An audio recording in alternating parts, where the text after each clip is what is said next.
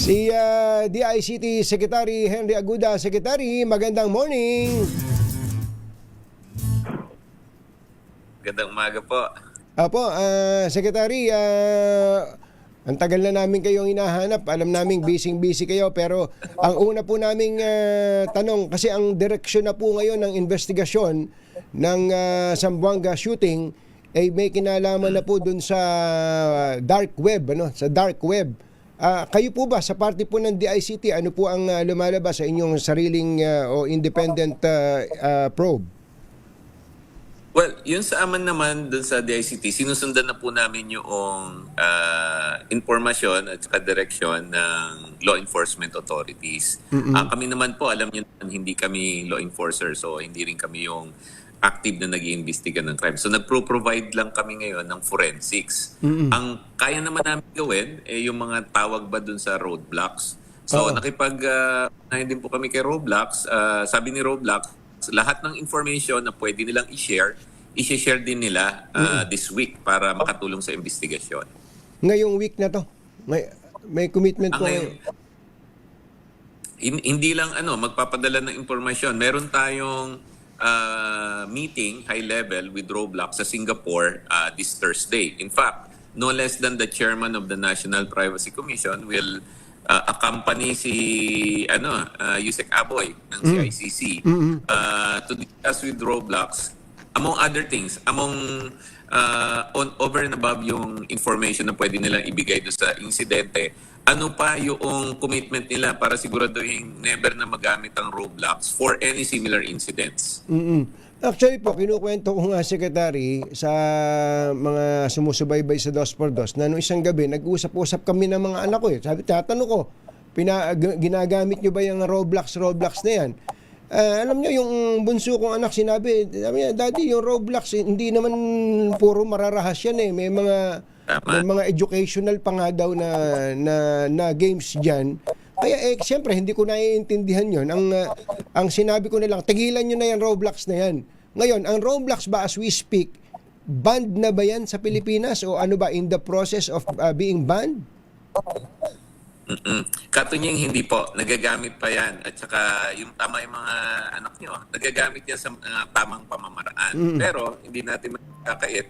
Minsan may mga bad effects. Now, in fairness to Roblox, kung maalala nyo last year, kinol namin yung attention nila, nag-comply sila dun sa mga siguro 3 out of 5 na commitment nila for youth safety. So may dalawa silang utang pa. One, na gamitin yung national ID doon sa account verification. And second, magtayo na sila ng opisina dito sa Pilipinas para hindi na kami lilipad pa ng Singapore para mag-ayos-ayos.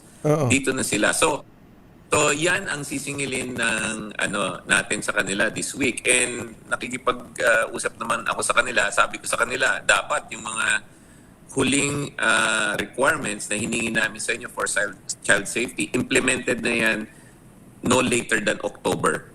Pagka hindi pa rin, baka magka-problema tayo. Magka-problema, meaning? Well, magka-problema in the sense na yung ginawa natin kay Gorbax, kung maalala niyo si Gorbax, hindi sila nag-comply doon sa child safety requirement natin. So, nawala na si Gorbax, hindi mo na magamit ngayon si Gorbax. So, sa diretsong salita, parang binababalaan nyo si Roblox na hindi na rin sila makakapasok sa Pilipinas if they are not able to comply with the deadline you set not later than October.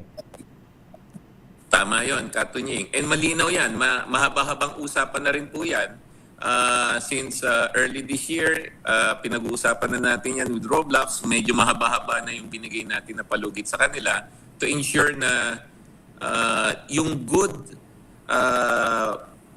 use of Roblox ang maiwan at yung mga bad aspect niya mawala. At saka idadagdag ko na rin, Katunying, kasi maalala mo, di ba, na live stream sa Facebook yung incident. Yes. Yun nga, susunod kong tatanong. Sige, gagawin ko. Kasabay, pupunta rin, imimit din natin si Meta. And i-serve namin kay Meta yung notice from the National Privacy Commission. And gusto ko na rin sabihin sa mga kababayan natin, yung pong image nyo na ma-deepfake, kung halimbawa nakita nyo, biglang nagsasalita kayo sa video o meron kayong picture sarili nyo na hindi nyo inauthorize, kahit nalagyan nyo label na this is AI generated, bawal po yan. That is a data privacy problem. Ngayon, ang gusto natin kay Facebook is patunayan nyo sa amin na pag may nagreklamo sa inyo, kasi personal issue yan. Kayo po, Katunying, pag inip-fake nila, ikaw pwede ka magreklamo sa kanila. Pero hindi lang dapat reklamo, dapat mabilis yung responde ni Meta. Yun ang dapat patunayan ni Meta. Pag may naargabyado na tao sa platform nyo, dapat mabilis yung action nyo para ayusin yung problema. Oo. Actually po, ako po ay naging biktima na po ng deepfake, Secretary. At nagreklamo po ako. Alam niyo ang nangyari?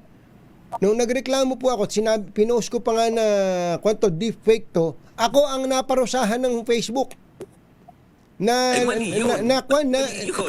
Sabi ko, mahina pala ulo nitong Facebook na to dahil sa ako na nga nagreklamo, ako na biktima, ako pa yung parang nilimit nila yung reach nung Facebook. Kaya tinigilan ko na muna yung Facebook page ko eh. Dina-activate ko muna yung Facebook. Ni-restrict ako, Secretary. Sumakit ang ulo ko dun sa Na-demote yung account nyo. So, isa po yan sa mga Katunying, i-discuss namin sa kanila. Pag yung tao, wala, doon sa mga kababayan po natin, hindi po lahat ng bagay naman sa Meta masama. Pero, pag kayo na biktima ng Meta or ng ibang tao sa platform ng Meta, dapat mabilis hindi na kailangan magsumbong pa sa police o kaya sa NBI o kaya sa CICC. Si Meta mismo, alam nila yan. Sinabihan na namin sila. And bawal po sa community standards nila yan. Actually po, Secretary, bilisan niyo yung action. Yeah, actually, nung pong umeri po ito, yung kay dun sa bata na naka-live, dapat nag-auto shutdown yung page niya kung talagang may ganong mechanism ang Meta, di ba? Tama yung Katunying. Yung 15 minutes is too much. Kasi nakita natin yan, nag-broadcast. Within 15 minutes, natanggal. Pero na-rebroadcast yan, 1,500 similar copycats yung tinanggal namin. Kaya ang namin kay Meta, paliwanag nyo, bakit to lumusot doon sa content screening nyo? Dapat ganun, di ba? Yun yung magsalita ka ng di maganda eh. Halimbawa, mura, etc. Pina-flag nila. Di lalo na tong gumagalaw yung movie. Tama. Basics. Kaya magpapaliwanag kita. Tayo na po yung pupunta sa physically. Kasi nga, walang opisina si Meta dito. So sige, puntahan na sa Singapore. Kung dyan yung pinakamalapit yung opisina. Ang nag-agree naman silang makipag-meet sa atin. And yun po, this week po, kakausapin si Meta, then kasunod si Roblox. Pagbalik po natin, sana maganda yung resulta ng usapan na hindi na kailangan ng batas para mag-comply sila, pero mag-comply na. And Katunying, ito nga yung example, yung mga telco. Shout out po sa PLDT, Smart, Globe, Converge. Malaking pasasalamat dahil nung nangyari ang insidente na yan, they came together. Hindi na namin sila kinailangang utusan. Sila mismo sa nila nag-block. 1,700 yung na-block nila. Isipin nyo kung kailangan pa namin silang pagsabihan. Katakot-takot na yun. Yun yung gusto na asal dapat ng Meta. Hindi na kayo kailangan yan. On your own, tanggalin nyo na. Baka nga kailangan yung gumamit na ng mabibigat na salita dyan, Secretary.